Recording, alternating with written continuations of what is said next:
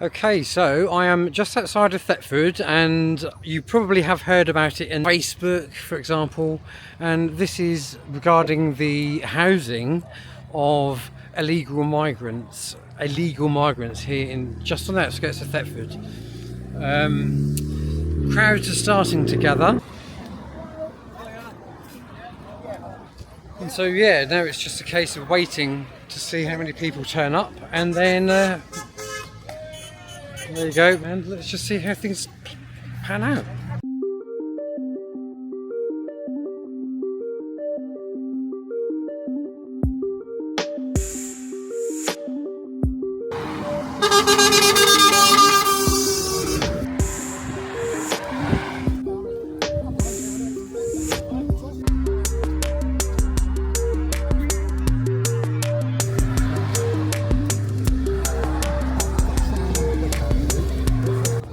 And so, according to the newspapers, the people at Barnum, which is the next little village along, apparently they were happy with this setup. I don't necessarily believe that, if I'm honest. But yeah, I think this is going to be a more and more common thing where people have just had enough. And so now people are starting to make themselves heard. So now people have to start listening.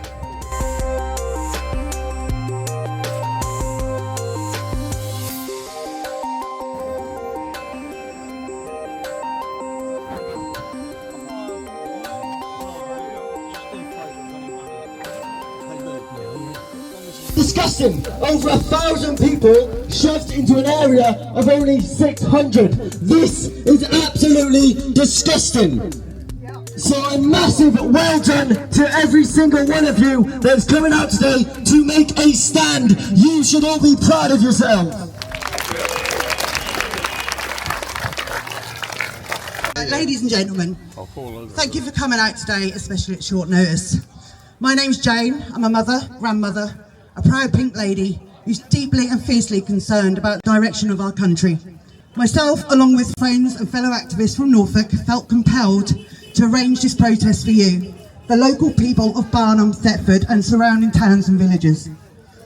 We could not sit back and watch the government quietly move hundreds of undocumented, unvetted men into your community without giving you any chance to speak, to question, or to protect your families.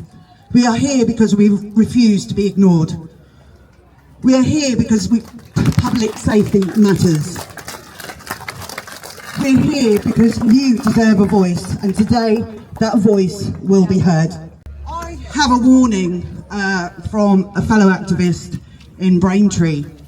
Her name is, she goes by Free Speech Shell. I don't know if you've heard of her, but look her up on X and Facebook.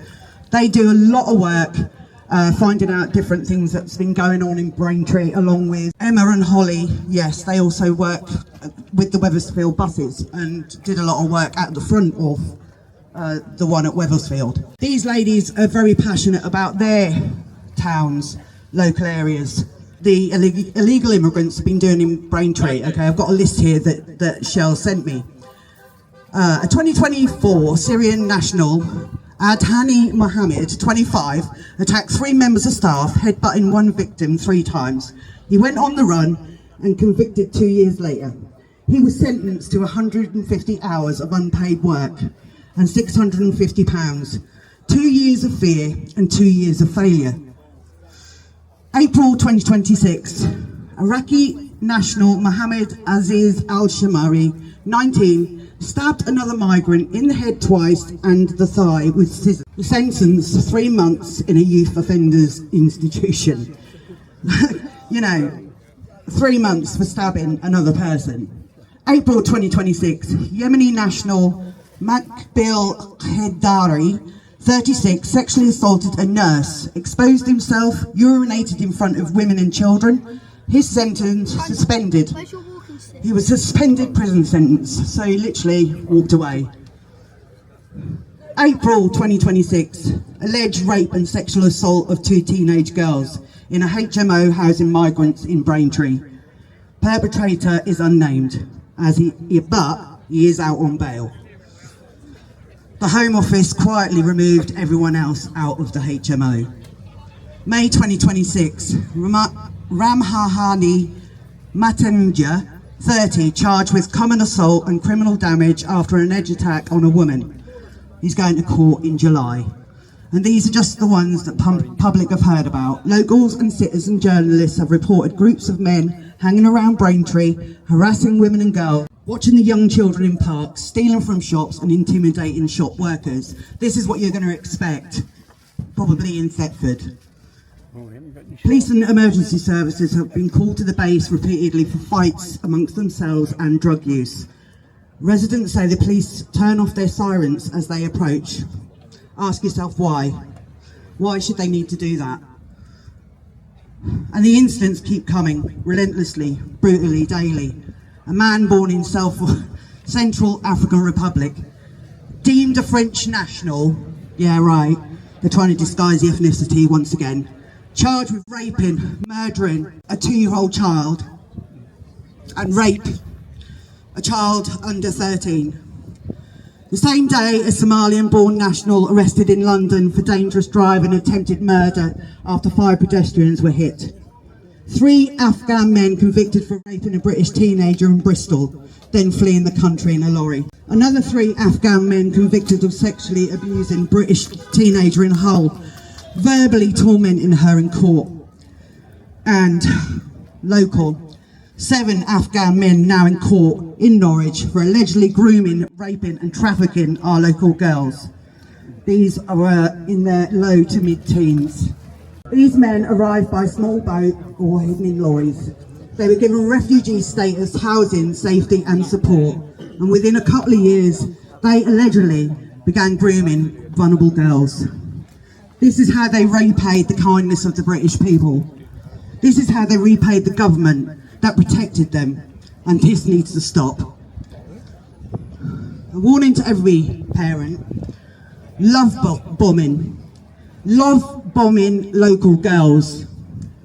Some of these men are grooming and love bombing local girls to have their children, so they can use the Section 8 of the family life, a right to a family life, as a way to secure a right to remain in the UK.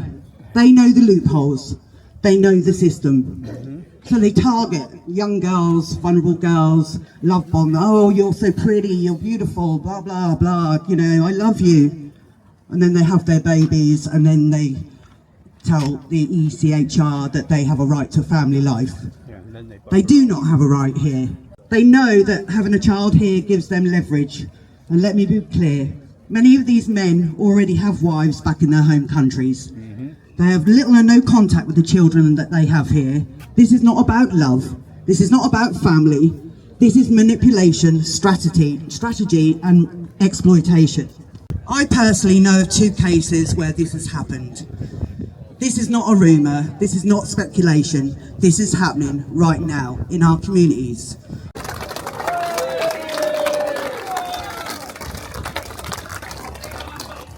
The first time I heard about this was at 7:30 on Thursday.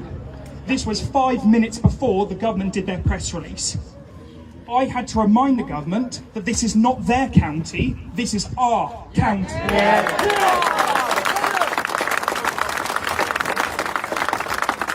So what they organised was for me to have a meeting with the civil servants who are running this project on Friday. I went into that meeting and I went in respectfully, so if they could answer some key questions for me. They failed to answer any questions to ease the problems we were having. So the first part, I asked them, is it true the numbers coming to this site? They have confirmed this site will be for over 1,200 young men. The second question I asked is, how long is this site going to be used for that? Never. Too long. They have said permanently. This is currently an MOD site. Their plan is to transfer it permanently to the Home Office to be used for as long as they want. Minimum 2 to 3 years. The next question I asked, and this is the one that I'm afraid shocks me the most. is what safety procedures and what safeguarding guarantees are you going to give to the primary school? They said, we haven't thought about it.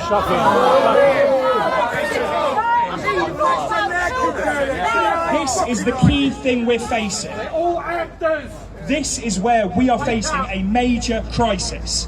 They want to dump them on this community on an open site with shuttle buses to take them into the communities. Thetford, Diss, Barnum itself will have hundreds of young men taken into communities regularly so that they can entertain themselves.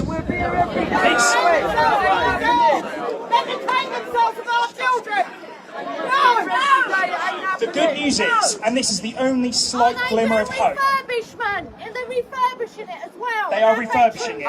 They will have GPs on site, they will have facilities, dentists. They will have better facilities on site than the villagers who live just a few minutes away.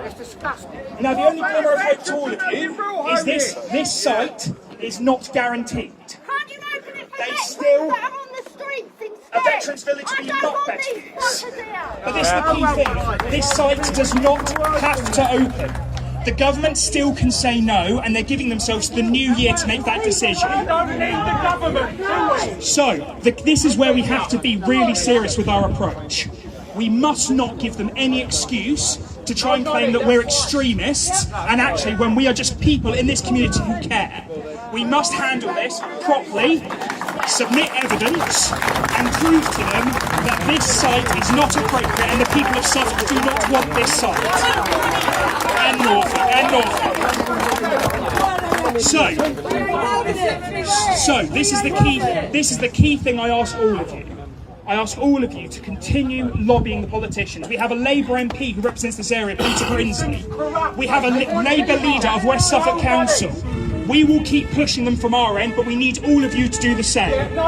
Because this is the key thing here.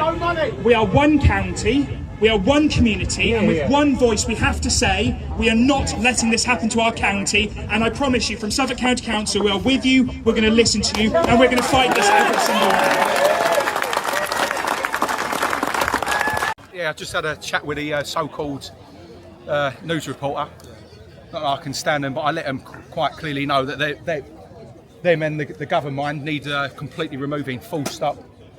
And I said, everyone's suspending tax, full stop. If you're self-employed and you've got the option to not do a tax return, then go ahead, because it's all looked on as paper. It'll be January, February, March, April. If you're on that piece of paper, it doesn't matter how you feel at the time. If they go like that, oh yeah, look, consent, it's full stop. You know, so literally, stop funding your own downfall. And people say, well, what's the solution? Well, obviously, of course, we're the solution. We're like-minded people in the area, yeah? You can't save the world, but you can do locally with like-minded people. Quite simple stuff, really. Yeah, and you literally are, in this ratchet system, you keep funding it, they're going to smash you into the ground, which you've done anyway. You go against it, you've got to take self-accountability now. This is the time to become the creator of your food. Again, give them smartphones back, because that ultimately is their hold for this control. Obviously, of course, they've implemented everything else around us. It's a can of worms. I mean, we've got a lot of numbers here today. Where were they 2020? You know, where was, I just said to the woman, where's the media 2020 when millions of people were out marching through the COVID crimes? You know, but let's not hack people down. We've now got people together. Come Tuesday, obviously we've got the meet up the Monday night, obviously, 7 p.m. down the Bell Hotel, leading into the Tuesday, 7 p.m. down the Guildhall in Thetford, where large numbers will be suspending tax. And again, well, on this one, non-compliance, non-violence, and that is a weapon they hate. They hate that, right? If these so-called representatives want to get involved, then they're gonna have to come up with something pretty quick. And I can't see a lot of people going along with it, to be honest. No. The MP got put on a verbal last Thursday. The actual in writing notice went to the House of Commons. His office in the town, number 2 Guildhall. His email.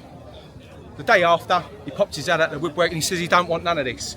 That's funny, that, because he literally put his hand up for West Tops, right, and Wrexham. So I better watch my language. But so you're telling me because it's on his doorstep, don't matter about others. So this is the mentality we're dealing with, people, right? It's called lip service. This word at the top that he's coming out with, democracy. This slave word. Break it down. Break it down. You're consenting for one, and then above to have full control over you, and you're funding it. I mean, it's time everyone grew up. It really is. Like I said, I've been banging on this for quite some time now. But we're now gonna see who's who, because we've got a lot of people turn up. Let's see who's ready to walk and not just talk.